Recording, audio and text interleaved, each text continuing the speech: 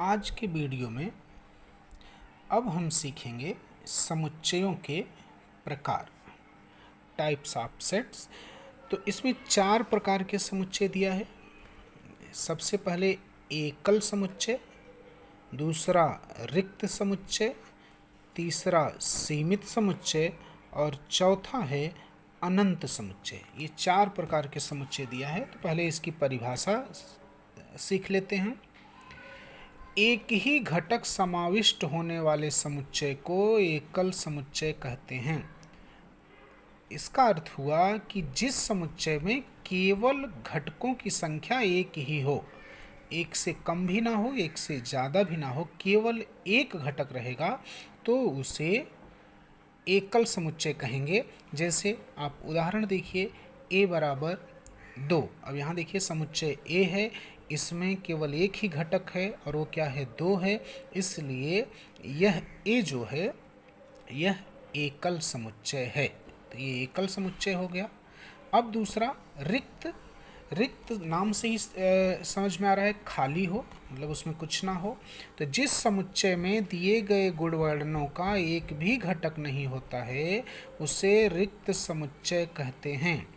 इस समुच्चय को ऐसे जो धनु कोष्ठक दोनों तरफ से बना के खाली छोड़ दें अथवा ऐसे गोल बना के ऊपर से काट दें, उसको फाई कहते हैं।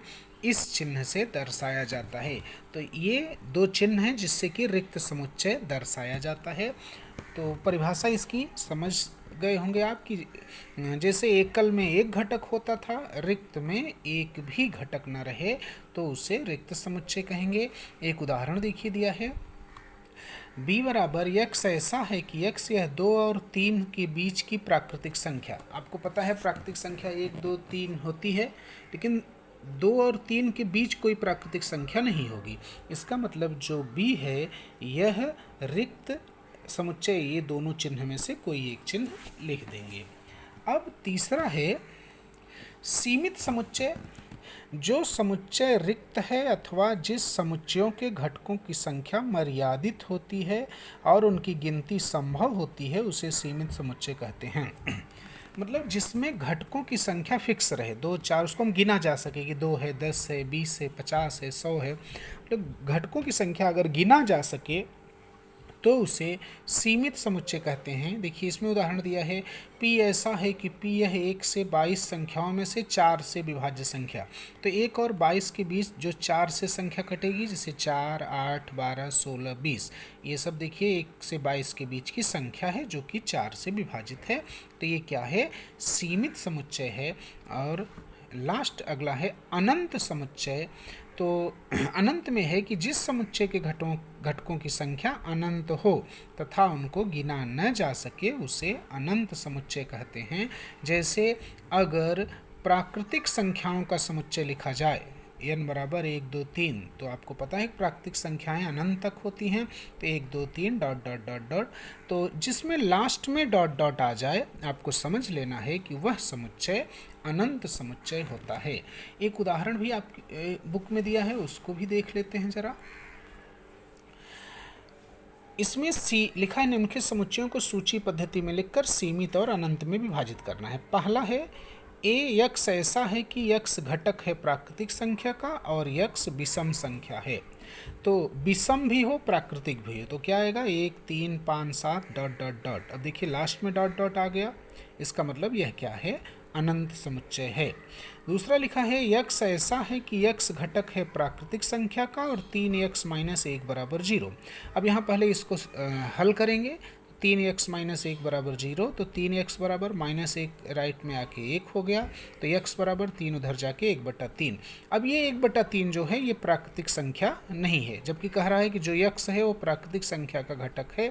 तो अगर ये प्राकृतिक संख्या का घटक नहीं आया, इसका मतलब है कि b क्या होगा, रिक्त होगा, खाली होगा। और आपने पीछे परिभाषा में भी पढ़ा कि रिक्त समुच्चय भी सीमित समुच्चय होता है। तीसरा लिखा है यक्स ऐसा है कि यक्स घटक प्राकृतिक संख्या और यह यक्स 7 से विभाजित होने वाली संख्या है। तो प्राकृतिक संख्याओं में जो 7 के पहाड़े में आए, तो 7, 14, 21, 28 डॉट डॉट डॉट डॉट, तो ये अनंत तक हैं। इसका मतलब है कि ये जो समुच्चय है यह अनंत समुच्चय है। अगले में लिखा है डी बराबर ए और बी इस प्रकार से है कि ए बी घटक है डब्ल्यू पूर्ण संख्या का और ए प्लस बी बराबर 9। तो हमें पूर्ण संख्याओं में से ऐसी संख्याएं लेना है जिनको जोड़ने के बाद 9 आए। तो अगर हम इसको देखेंगे तो ये निश्चित हैं इस तरह से 0 और 9, 1 और 8, 2 और 7, 3 और 6, 4 और 5, 5 और 4, 6 और 3, 7 और 2, 8 और 1, 9 और 0। इन सब के अलावा किन्हीं भी दो संख्याओं को पूर्ण संख्याओं में से लेने के बाद उनको जोड़ने के बाद 9 नहीं आएगा। तो जब ये फिक्स हो गए, इनको गिना जा सकता है, इसका मतलब है कि यह जो है सीमित समुच्चय है।